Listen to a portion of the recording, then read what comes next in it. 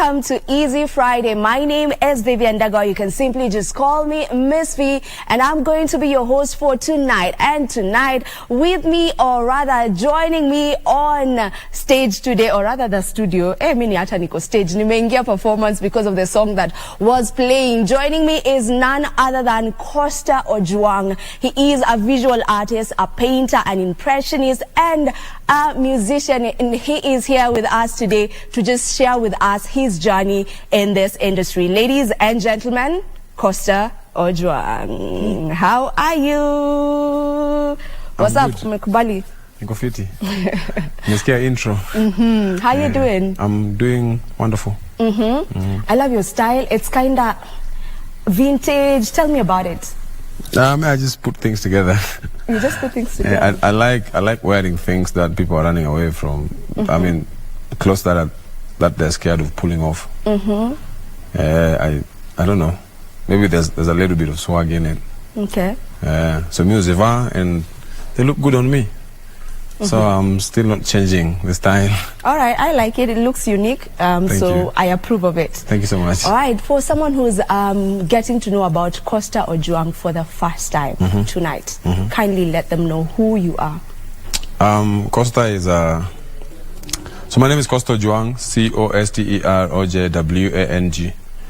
I'm a creative who is doubling up as a painter and as a musician. So I've been a painter for a while now. I've been a painter for about 8-9 years. So if you end up interacting with my art, don't be scared. It's still me. If you find my music first, it's still me. I'm a visually and audio tuned artist who is trying to tell stories of my people in the best way I think they should be told.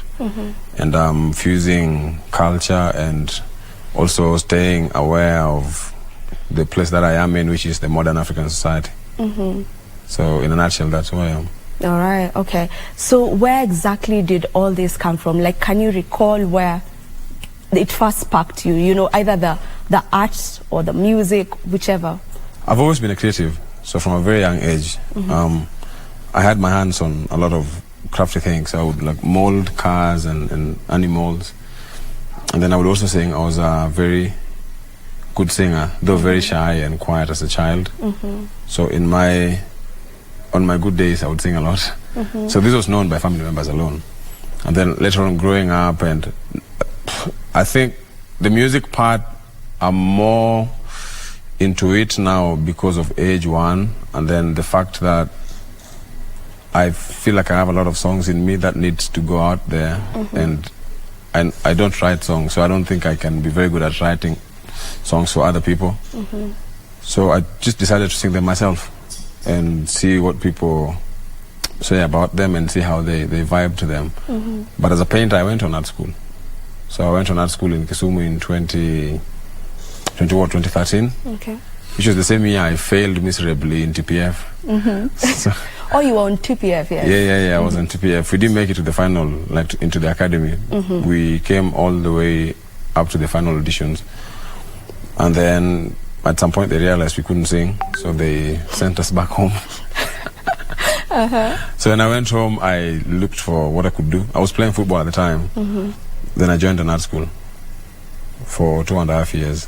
Then I moved back to Nairobi. As a painter, there was nothing musical about me, except for the fact that I was just singing in the house. And then there's also a huge element of luck in all these things that I'm doing, because not so many people choose this path.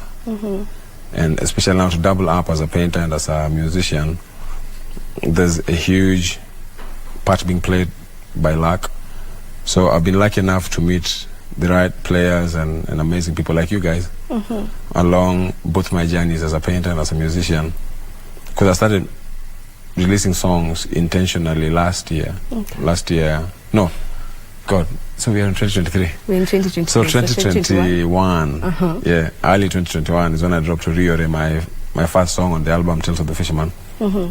And then I've met a few amazingly gifted people and just good people in the business. Okay. And they've sort of directed my path. I see. Now you mentioned that you were on TPF and they didn't think you could sing, but here you are now. Yeah. You're putting your own songs out, original ones. You're having very good collaborations out here. So just what would it take for someone after being told, well, huwezi, to just keep going? Like what made you think to yourself, well, they said I couldn't sing, but oh well, I know myself.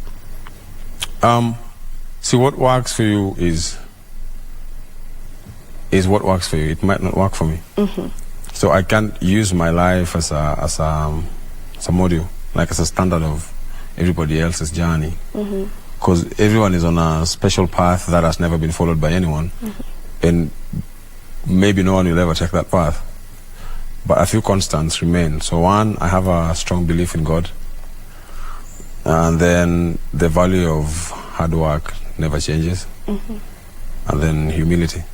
So those are three principles I've lived with. But then in doing all those things, I'd advise people to be more aware of where they are in life, because then you'll know where you want to go. Okay. So as a singer, if you love singing, just keep singing and then sing things that you believe in. And then you'll find a few people who also believe in those things, then they become your religious fans, then you grow from there.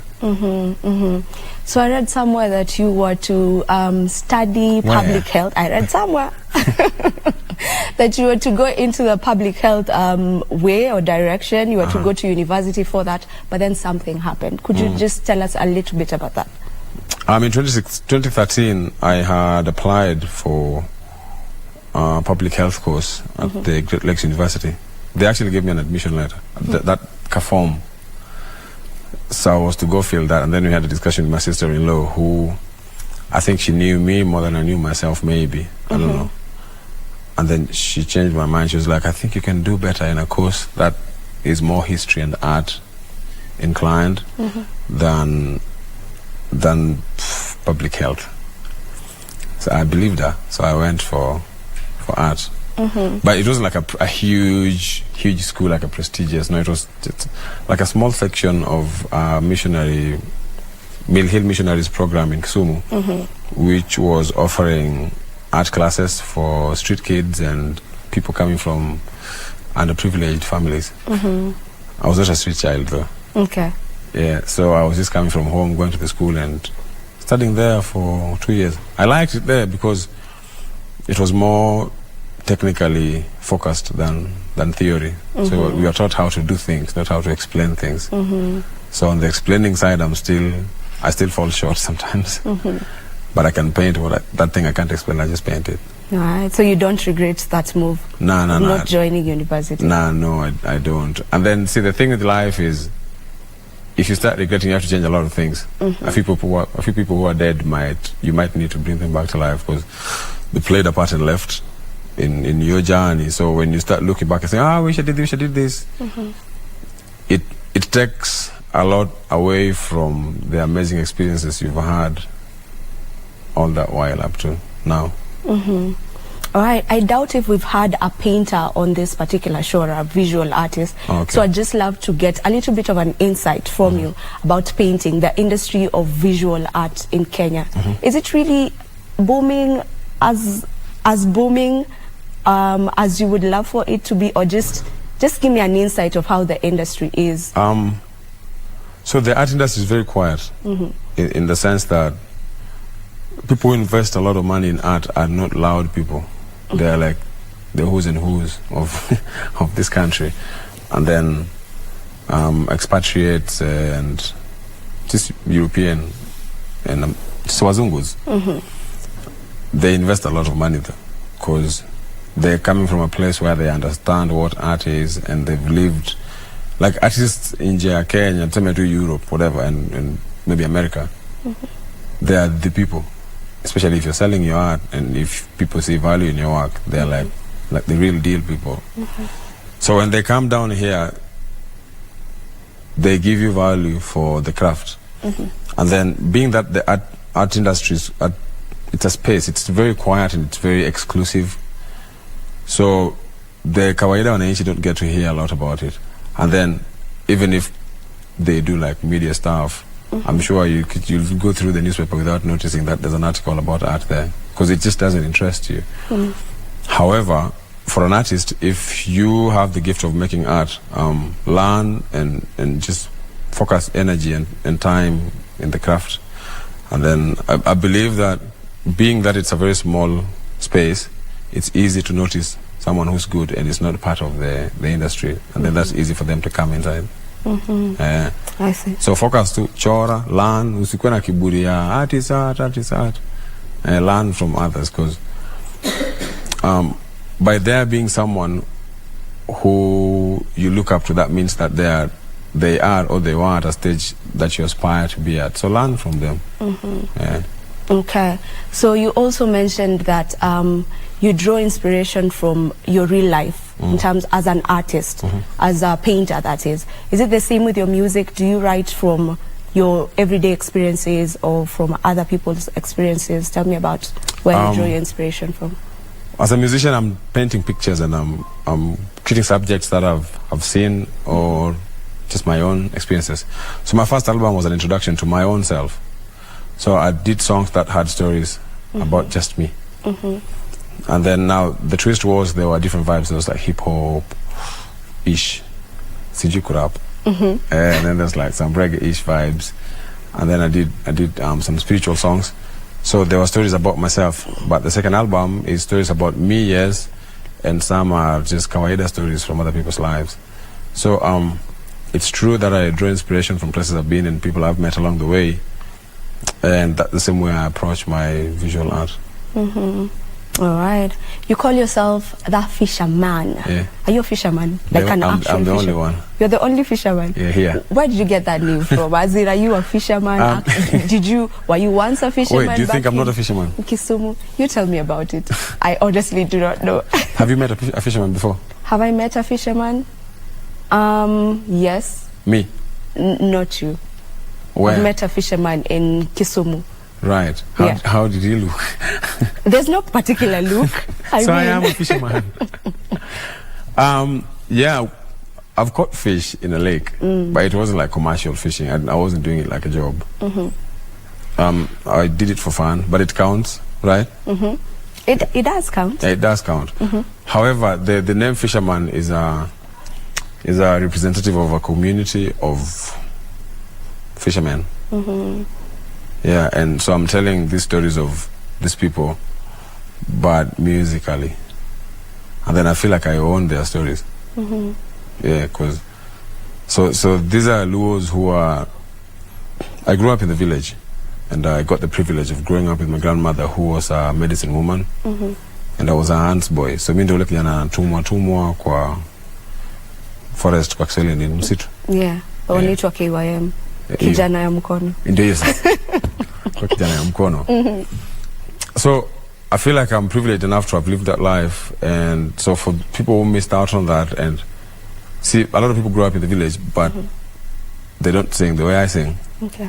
So I'm trying to bring back the energies that were in the songs that their fathers and grandfathers were listening to.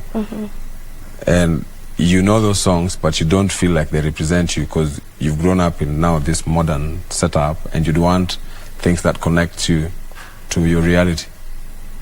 So I'm giving those songs life and those tunes and melodies life, but bringing them to you people in a way that that doesn't scare you. Like you feel like, yeah, this is us. So that's why I'm the fisherman. Okay, I get it now. Asante. I get it. So now you have 2 albums. The Tales of the Fisherman being the first one, right? And you just mentioned to me that you began your music career seriously in the year 2021, which is pretty much just a year ago, you know? Just 2021 and then 2 months are 2023. So it's just like just a year ago. Okay, it's 2 years. Yeah. Okay, and just how important is it for an artist to have an album out? Because just 2 years in the game and you already have 2 albums. There are people who've been in the game for the longest, but they might not be having an album to show for it. So just how important is an album to you as an individual for an artist? Personally, I think it was very important for me to drop the second album. One, because I have so much music in me, and it would be a disservice if I don't sing them out. But 2, my music is more geared towards live sets, and I don't sing covers. So when I dropped my first album, I had gigs and I would sing my songs. So I would give people a maximum of 1.5 hours. And I felt that was not enough. So I needed to give people more of my music the way I want it sung and talk about these issues the way I want them talked about. And the only way to do that was to have another album. And then, because like I told you, I don't write music, so my music is more off vibes and melodies that I record. I do a lot of recordings on my phone. So I had people who felt that energy and they gravitated towards it. So the people I worked with on the album were off vibes. I would like hit them up like, hey yo, so I have this thing I'm working on, do you want to be part of it? Then I would share the story with them. They're like, oh cool, so next week to the studio tunaenda tunatoka na wimbo. So ilikuwa rahisi kufanya hiyo, and mainly because nataka mkija show zangu msikize Costa Ojwang mpaka mlewe na mrudio mna Costa Ojwang tu. Kusimbi covers. Some other sounds, like if you're doing pop sound in Kenya, I don't think you need to do an album. You can build an album slowly, because that also in a way helps the growth of your fan base as a musician. Juu unaweza toa album ya songs 10, kumbe hizo ndo songs 10 zingekuwa moshi. Ushazitoa hapo. Ushazitoa zote kwa hiyo. Ungezitoa moja ungegrow nayo. So it depends with the kind of artist that you are. Okay. Na vision ya mtu pia. Okay. So which song would you say brought you to the people's eye? Like now or kwa jani? Kwa jani yako. Oriore was a good song. Na ilifanya, I think, cause another thing is there's a wave now of like young Kenyans, regardless of where you're coming from. Where are you from? I'm from where's your father from? Nairobi. Where's your dad from? My dad is from Mount Kenya. Right. Yeah. So there's a wave now of people my age, and I hope your age. People are trying to find connections to where they are from, and it's easy to find that in music. Music is a very strong spirit, so it's easy for people to find identity in sounds. So ni kama Nigeria akisikiza Ojue Legba hapa Kenya anafilika kwa ushago kwao. Ama asikize yeah. So na inafanyika sahi sana. It's all over the world, si hata Kenya peke yake. There's a serious wave of African sound dominating the airwaves duniani. That's true. So I feel like nikitoa Oriore, it was a very inclusive song in the sense that haikuwa Wangla na haikuwa Benga. Ilikuwa tu kitu iko hapo. It sounds like R&B, trap, stuff, but iko infused na Luo. So I feel like people find beauty in that, and it connects them to a place. Ningekam na hiyo wimbo 10-15 years ago, I don't think watu wangesikiza hivyo. Juu ilikuwa tu, ingekuwa tu new. So hiyo ilisaidia, and then mse, mi sijui, other than hiyo, sijui kama kuna kitu ingine ilifanya hapo ya maana sana. So watu walisikia song, wakaongea kuhusu, and then another funny thing is most of the people who listen to my music are also musicians. So ni rahisi your favorite musician akipost about another song, ni rahisi wewe ndusikize. That's true. Yeah. Kuliko just a random fan posting about the same song.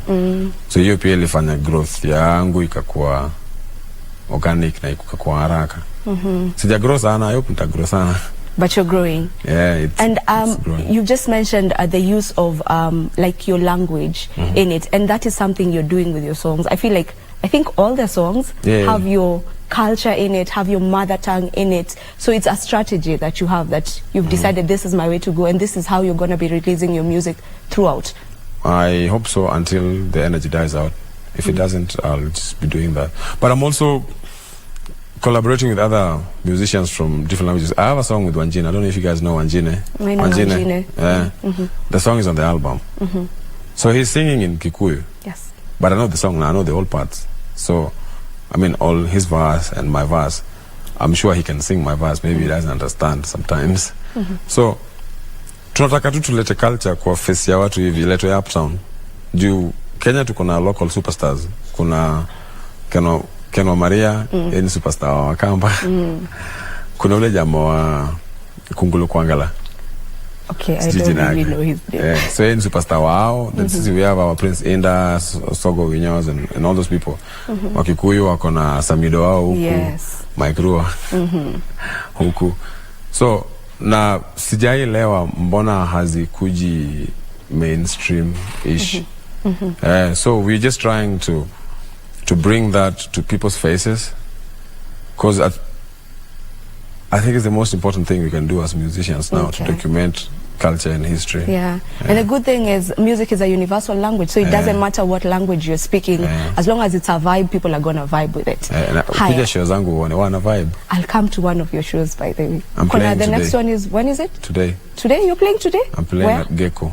At Gecko? Gecko Cafe, Lavington. Okay. After this. All right. So you've collaborated with quite a number of musicians in the game. You have a song with Octopizzo. You've worked with Okelo Max, and then the very recent one I've seen with Batenda Willie, who are super talented. I love them. Good. The song is Mano Pesa, sorry. Mano Pesa. So before we talk about Mano Pesa, how do you decide on who to collaborate with? Vibes. So I have guys that I've already marked, like who you nikimpata. Okay. So kuna wenye nisha reach out na wamekubali. I think if your music is good and if you're honest and genuine with your intentions, it's easy for people to feel that. Okay. Can I please cut you short, kidogo? Do they ask for money? No. Okay. I hope you won't ask the other ones. How they don't ask for money, but the business side of music is that, like, this papers being signed and stuff like that. So it's something they can, if I blow up, watakule hiyo mziki milele. So si story ya do, ni story ya kufanya tu kazi mzuri. Mna sign split sheet tuweke hapo, ikikuja ilipuke, I get my share, and then it's a pension plan, retirement plan hata ya watoto. Okay. I'm being told time is not on our side, so as we wind up, tell me about Mano Pesa. What does it mean, Kwanza? Mano and Pesa, the whole idea behind the song. Pesa is money. Yes. Manyo is kutafuta. So the hook is saying, Manyo pesa mano kela Nairobi. Manyo pesa mano kela Nairobi. Manduma usamge kao gigoi. Yeah. Inamaanisha kutafuta do ndio nileta Nairobi. So hizi vitu nauza sipeani deni. Leta do nikupe. Ni song ya hustle tu. Na ni song ya hustle. We hope watu wata vibe nayo, because all the three verses are in Kiswahili. It's only the hook because of vibes na energy iko in Luo. But sasa ni choir mnaimba dudu yeru biru tangu tuzaliwe, mkikosa kuimba Manyo Pesa. All right. Thank you so much for gracing our studio today. We appreciate that you made time for us here today. And that is all we had for you tonight. Costa Ojwang being the artist that we've had right here on the show today. Please make sure you follow him on all his social media platforms. I believe it's Costa Ojwang across all platforms, right? No, so on Instagram, I started Instagram as a painter. So on Instagram, I'm Costa Ojwang, but that page, if you get there, it has a lot of my artworks. Okay. However, I have another page for music, which is also growing very fast. Costa_music. Costa is COSTER_music. I'm on Twitter as Costa Ojwang, on Facebook as Costa Ojwang. All right.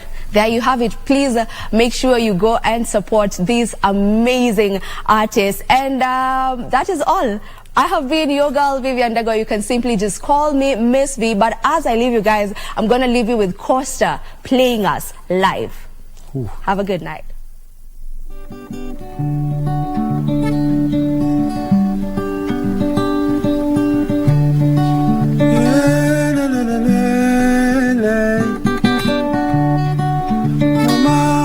Mama,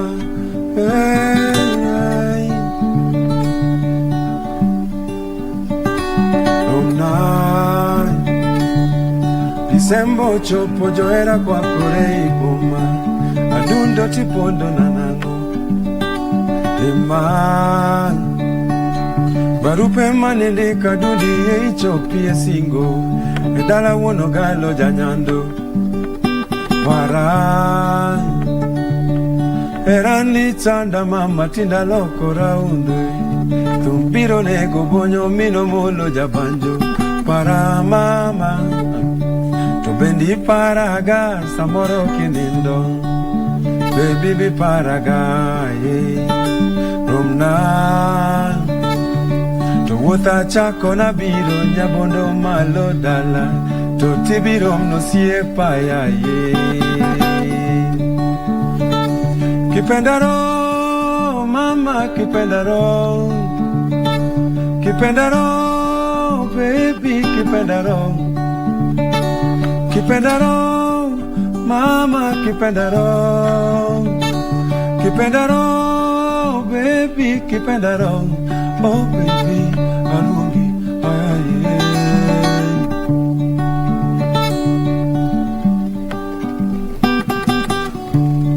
Oh mama hey obera kipendaro. Namara mama na baby kipendaro. Kipenzi yaro yangu hey. Kipendaro oh mama hey.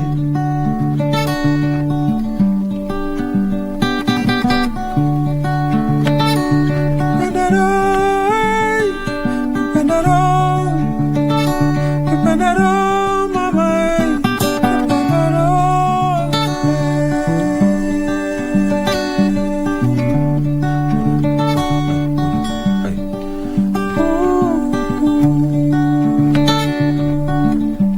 Thank you. So the second song we're playing, which is the last song, is called Nyakachieng. Nyakachieng is a Luo word that translates to forever. The song says, I will love you forever until the end of time.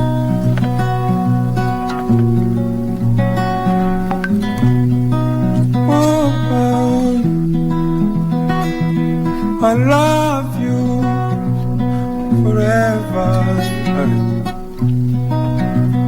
Spent a long time searching for what's mine. I kept wasting my time, but nothing would align. Then I met you.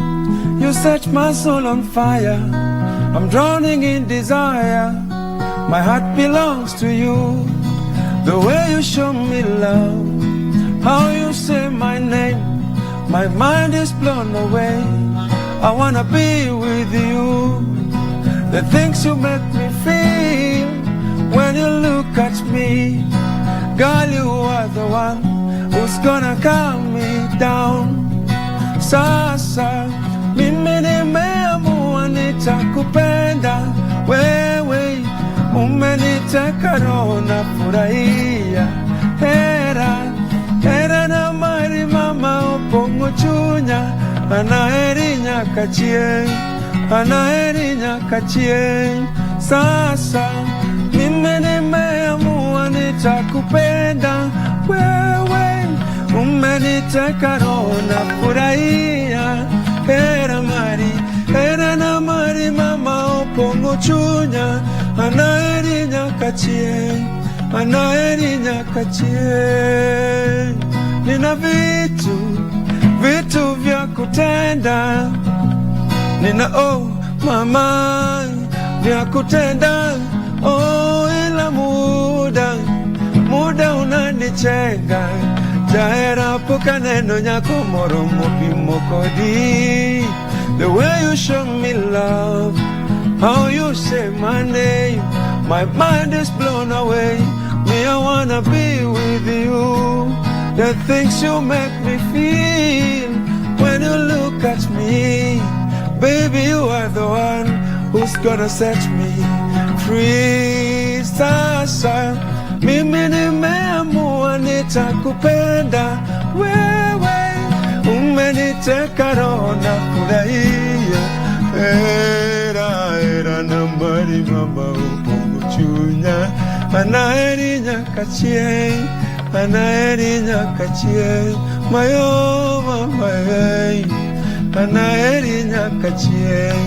Baby, baby, baby love, I love you forevermore. Oh Nyakachieng,